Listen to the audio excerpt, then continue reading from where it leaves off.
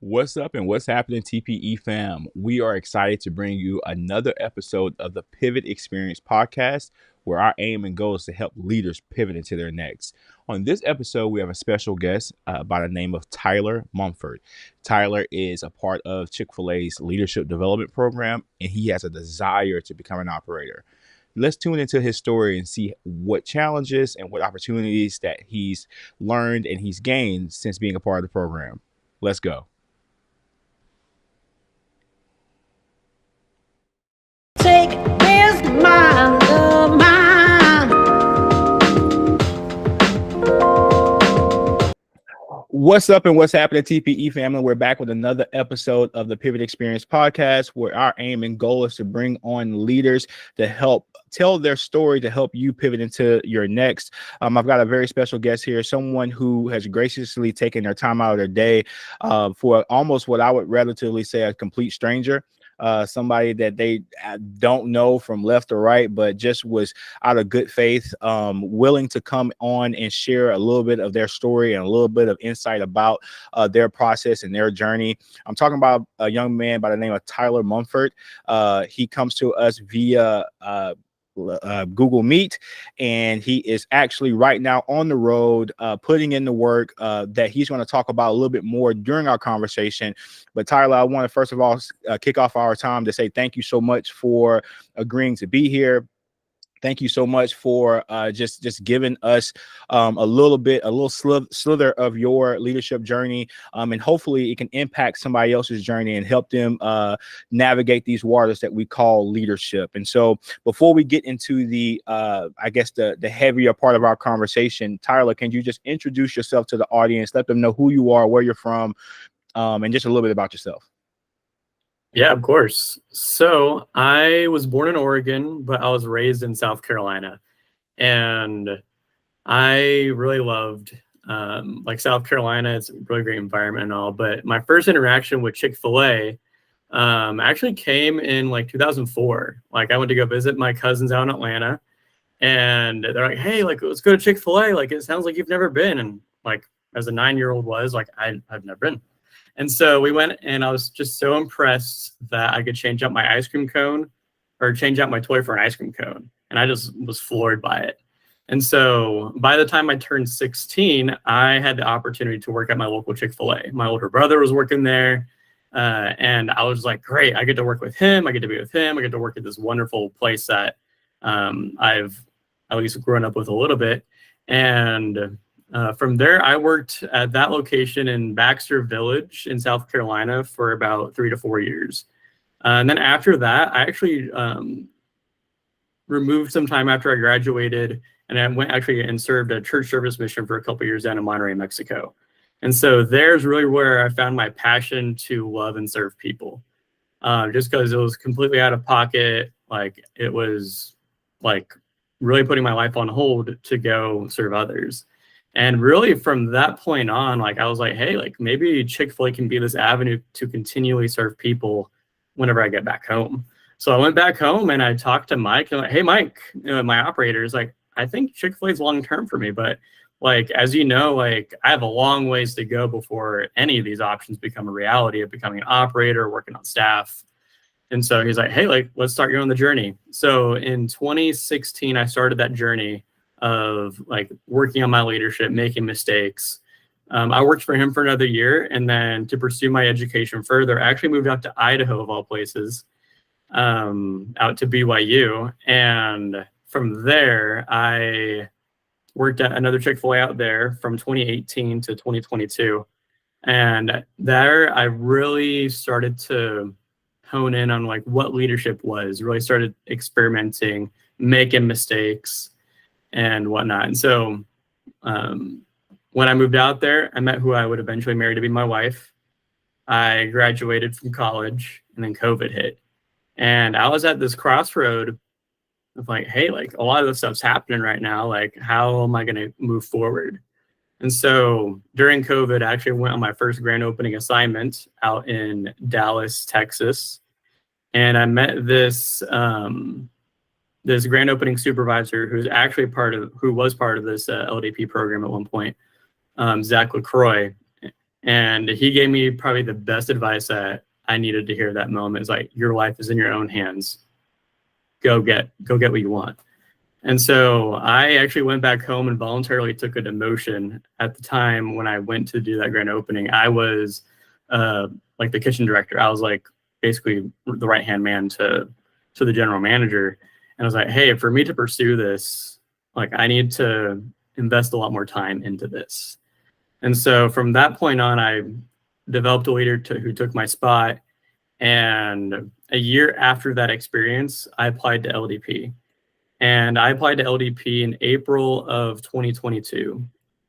I started my interview process, got told yes in September of that year, and then started my time in LDP in November. And so ever since then, I've been really all across the U.S., everywhere from Texas to Chicago to Utah, Virginia, Florida, and just all over. And currently I'm pursuing to be an operator, and hopefully I'll be able to get that opportunity here soon. Awesome. And so I think you've kind of hit the nail on the head as far as just kind of laying it out there about your journey and what kind of sparked this long-term thought. And I think you said something very interesting to me that actually I had some time to reflect on earlier today, is that you understood what your why was, and you found out that, hey, I can execute this why through this medium that we call Chick-fil-A. And I think a lot of the time people miss the opportunity to really walk out their why because they're overly consumed with where they're going to apply that when they're going to have the application of the why, And so I said, hats off to you first and foremost to realize that, hey, Chick-fil-A can be a source for me to be able to do those things. And this is for anybody who's listening, like, get in tune with what your purpose is. So that was awesome, Tyler. Thank you so much for sharing that. I want to just kind of jump into what was the most part of the LDP interview process. Like, what do you feel gave you the most in preparation? What was the most challenging component of that? Gosh, I would say the biggest hurdle that I had to overcome was I didn't know what I didn't know. And so, like, starting out, like, there was no one from my home store that was planning to go through LDP. Like, there were people that talked about it, but they didn't take serious enough steps to actually, like, pursue that. And so, like, I was starting at ground zero. It's like, hey, like, I feel like I make an impact in my home store, but I don't know what they're expecting in the interview process. I don't know what these interviews are going to entail, if it's going to be more than one interview, like the extent of everything. Because I really only had like a snapshot from a grand opening. And like, for all those who have served in that kind of capacity as a field talent staff, like, you get to see the hype of the opening, but not all the nitty gritty in the behind the scenes. And so I actually spent some time visiting other operators who actually put people through LDP and who eventually became operators, and also just reaching out to participants in the programs. Like, hey, like, I know this is almost like a cold call, but like, or like a cold invite, but like, I want to know more. Like, I was asking some of my buddies and they're like, hey, like, this person is a really good resource for this. And so in turn, that's a lot of the reason why I talk to so many people, like including yourself, on LinkedIn and all that, and like saying, hey, I'm open to connect, just because I know for myself, that was my biggest hurdle, was knowing about the program. And I would say the second thing is still staying motivated even when things got hard. Because like, there's a lot of people who apply to this LDP program and get told no on the first time, or the second time, or the third time. And like, I, including myself, kept on telling myself that, like, hey, is this worth it, Tyler? Like, are you good enough for this? And I've even had some like friends and coworkers like, hey, like, that sounds like a really impressive program. Do you think you can pull it off? I'm like, I hope so. And so I would say that second half was really overcoming my personal doubts, because really most of them came from inside. And so in between, like, not knowing what I didn't know and overcoming my personal doubts, honestly, the rest of it, like, I put in the work. I studied up for the interviews, made sure I was well-rounded as a participant or potential participant, but also really considering like, am I doing just barely enough to make it in the program, or am I doing enough to be successful in the program? Because I've met some individuals like, hey, what's the secret sauce to this interview? It's like, well, if you're asking what you can do just barely to pass it, that's not the right mindset to have. And so I was trying to make it so I would be successful in the program, not just barely make it in as well. Okay. No, and I think that's a very fair assessment. I think we know, being in the restaurants for as long as we have, we understand the gravity of the opportunity, and on all ends, particularly on the financial end. And sometimes I would question myself too, if you was walking up to an opportunity that could yield what this opportunity could yield. And that's not what it's all about, but I think it's a large responsibility. It's you're entering a partnership with a well-recognized brand, a well-ran brand at that.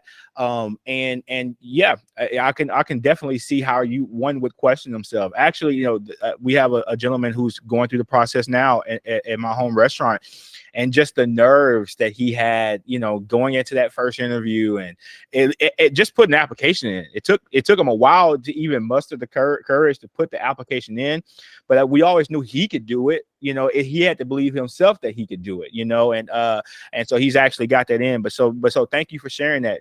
I'm sure there's a lot of people out there, whether their opportunity is LDP or something bigger, whatever that bigger is for them, just knowing that if you do the work and you do the preparation and you invest in yourself, then at that point you'll be as prepared as you can be for whenever the opportunity arises, for when the phone call rings. So that's excellent. So from our understanding, if correct me if I'm wrong, you've been in the LDP program for approximately 18 months now? Yes. Yep. 18 months. Okay. And so what has been the most challenging part about being in LDP so far? Ooh. Yeah. Initially, I thought I'd be moving around a lot.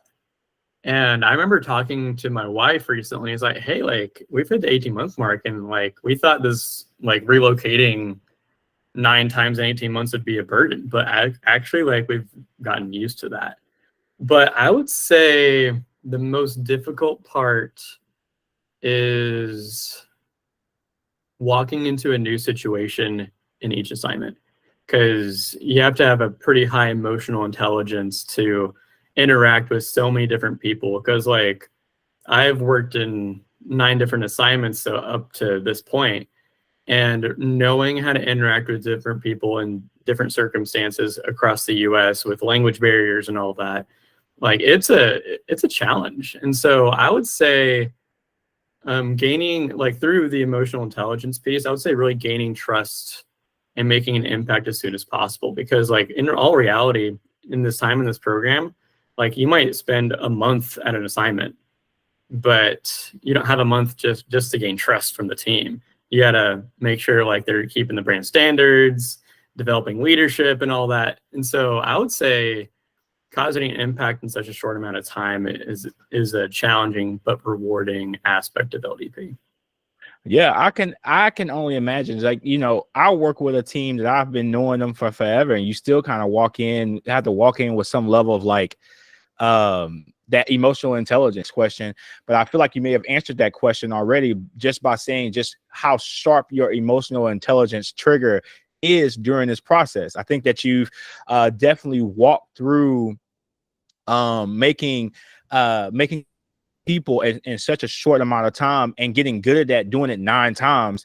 I'm sure you've gotten some good practice. And so I'll just move on into our next question. And the next question I have for you is, what do you think your leadership style is, and how do you think it drives success? That's a really good question. And that's something that I've been trying to discover and develop during this program. Because we are repeatedly told, like, hey, this is a leadership development program. We want you to develop your leadership. And kind of the unique part about like moving from assignment to assignment is that I can change hats. I can change a certain aspect of my leadership and try to test it out. And something that I've landed on recently, well, I guess semi-recently, in part of like the Enneagram tests, and also some information from like Adam Grant, who's a writer, a motivational speaker, and all, with being a disagreeable giver. It's something that has really like kind of like really caught my attention. Like that's an odd concept right there, but being like nice and kind and being willing to help, but also whenever something doesn't sound right, it's like, let me challenge that. I want to push back on that a little bit. And so fun fact of the day on the Enneagram, I'm actually 8 wing 9, which is a peacemaking challenger, which is like super weird. But like, I'm like, you know what? That really kind of really aligns with how my leadership is. Like I like challenging people on things, but not in like a not like confrontational, but like in a very like loving way. Kind of like a fatherly figure, but like, hey, like we're gonna keep rules, but I want you to make mistakes too. And so I've really loved practicing that aspect of my leadership, and hopefully that carries through to whenever I become an operator.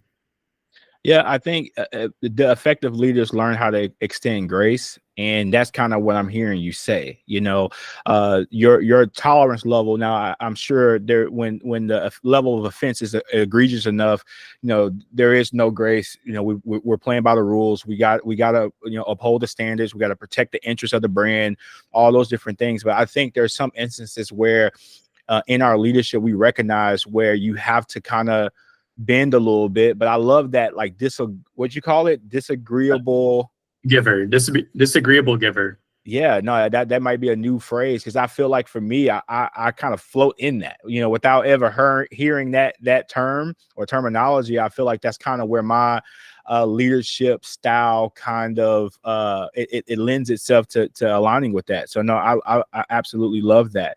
What type of impact? Now, you've already kind of touched on this a little bit, but I guess in being more specific, what type of impact do you feel like you would like to make on a community or your team if you're awarded the opportunity of being an operator? That's a really good question. And I think like the mindset that I've adopted right now is that like whenever I'm at an assignment, I want to act as if I am that operator or leader in the store. And so really like allowing people to make mistakes, I guess, like talking about my own individual team, but also kind of like taking some notes from a book called Covert Cows. I would recommend it to anyone who hasn't read it, but like kind of like encouraging what Truett looked for in operators. And there's 3 specific things. Let me pull it up for you real quick. So like 3 things that I would hope to encourage in my own team is to always motivate them to have a strong drive to always improve is number 1. The second is to always attract, develop, entertain great people. And then the third is to have a strong drive and passion to challenge the status quo. And really that last one like really like resonates with me, just because like, hey, I want you guys to challenge what you've been told to be true. Not in like I think you're wrong, but like, is there a better way? Is there a better way to make our team happy in a cultural sense? Or is there a better way to serve our guests? Are we like rising our occasions to care? And how are we doing that in the best way possible with our community? And so I think really taking what Truett looked for in operators and just kind of thinking over that is like, I'd love to have that kind of impact in developing my leaders, in giving them the motivation to always improve, but also to challenge.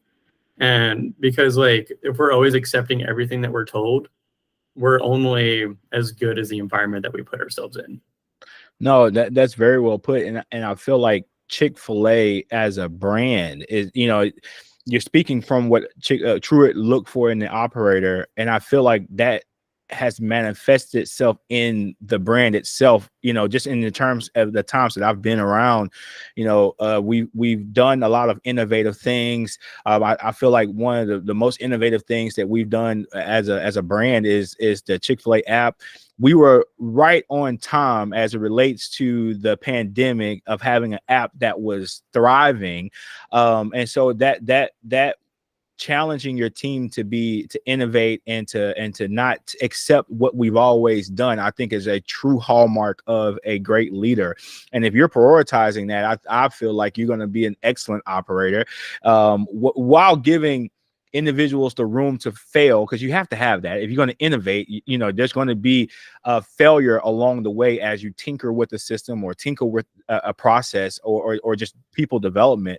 And so that's really cool. And I just love the fact, and I don't think I touched on this in your last question, but I feel like the fact that you get a chance to go from assignment to assignment, like you said, you get a chance to reinvent and innovate around the area of your leadership styles, what works in certain situations, what works. And so I love that for you. I love that you have that mindset. Kind of, one of my, I'm sure you've heard of the SERVE model. I love the SERVE model. It's one of my favorite leadership tools. And the R, I'm on record for saying the R, the reinvent continuously, is my favorite letter in that whole acronym, because it really drives home, I feel like, the core of keeping things fresh, keeping the team fresh, keeping our processes fresh, keeping our ability to grow our business. It really gives us a competitive edge. And so I love to hear you say that, and really reference Truett. I love the fact that you do that as well, because he is really he is it when it comes to Chick-fil-A, and he set the groundwork that he has set for myself and for you and for other people to come and make a living in an environment where you want to come to work. It's just awesome. Now, I've got a question I'm gonna ask you this question, and if you need time to think about it, because I didn't send it to you, and I apologize in advance for that.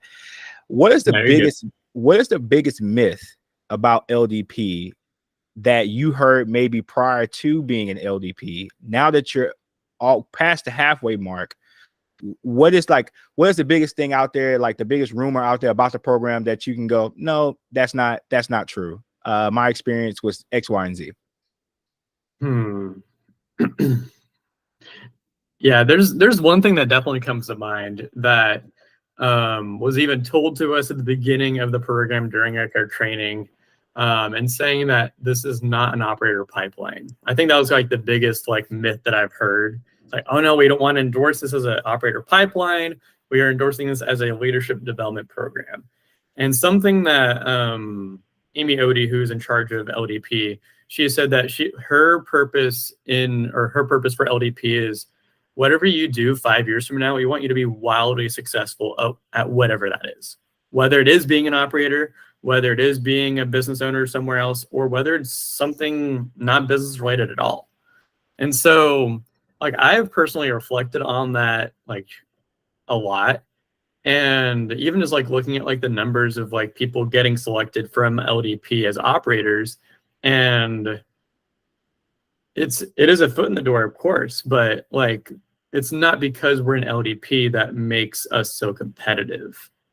It's really the environments that we put ourselves into, the mentorship that we seek out, and anyone can really do that. If you're trying, at this point, if someone's deciding oh, should I stay with my operator and apply to be an operator, or should I go through LDP? Both are viable options, to be fair. But if you have the connections and the willpower and the challenges at your home location working with an operator, hey, do that. And so I would say the biggest myth that has been proven wrong for me is that this is an operator pipeline. But I'd like to push back and say, hey, it is what you make of it. Whether you make it into LDP or whether you decide being working with an operator and then applying straight is the best option for you. And so I would say that, and kind of seeing it from the inside, I can definitely reaffirm, because I've definitely have seen a lot of individuals that decide not to become operators. And that's great. That's wonderful for them, because they were able to grow and develop, and also experience that, hey, maybe there's a different option for me. Yeah, no, I love Amy Odie. She used to be one of the field ops in the Houston market a long time ago, and I know she is a challenger. I've witnessed. I've been in a room with her and some other operators and some other team members, and some operators were challenging some stuff, and she kind of stood on her ground. And I love Amy Odie, so I'm glad that you brought her up. And from my understanding, I kind of see her on LinkedIn as well. I know she has that role at the home office where she does things with LDP. So no, I love that you brought that up. And the internet is just not letting us be great today, transparently, for whatever reason or another. But I'm going to just get to my last question. And I think you've answered this a few times during our interview, but I just want to kind of lay the groundwork or lay the floor work out for you to answer this formally. But what would you consider to be your greatest strength as a leader, or just as a man, or as a person, and why? Yeah. I think my biggest strength or asset that has helped me be successful is listening. And that really does fall into like that emotional intelligence realm, but like just listening. Because there's this phrase that one of my friends told me like 5 or 10 years ago. But it says like, no one cares how much you know until they know how much you care. And so like I try to spend a lot more time listening than talking, and like really trying to understand someone's viewpoint or how they're feeling about a certain situation. And so really like listening, even though like it's just me being patient and listening and all, but like I think that has led to some of my greatest successes within this program and in other realms of my life as well. Because I think to be okay with silence and just be like, hey, like I just want to absorb what you just said instead of like fill the silence with something. But like just also to let someone know, it's like, hey, like I hear you and I understand that you're frustrated or that you're excited about this. Hey, let's make a plan either way so we can satisfy the needs that you have as an individual instead of just giving a blanket statement or a blanket response, or it's like, yeah, But like, I think listening has really been the biggest reason for my success in this program and as a leader. Awesome, man. And I think enough people don't take those cues to just be quiet and let a person get out what they need to get out, so you can give thoughtful responses and really absorb what they wanted to say. So I love that. I want to say thank you so much for enduring the internet issues, whether it was on my end or yours, man. I appreciate your patience with us. I thank you. Hopefully you guys out there had a chance to hear Tyler's story, and you were enlightened about the LDP process. But not only that, just hearing his heart as a leader. I believe whether we were talking about LDP or mission work or whatever it is, I feel like Tyler just represents what it means to be a good leader.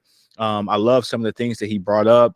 There's a lot of things in this interview that I'm going to have some additional research and reflection on. And so I definitely appreciate your time today, Tyler. Thank you so much for joining the show. Yeah, of course. And for anyone who's listening, like if you want to reach out to me personally, I'm open to have some conversations. So just hit me up. Yeah. All right, guys. There you have it. Another episode of the TPE podcast. Thank you guys so much for tuning in. And until next time, guys.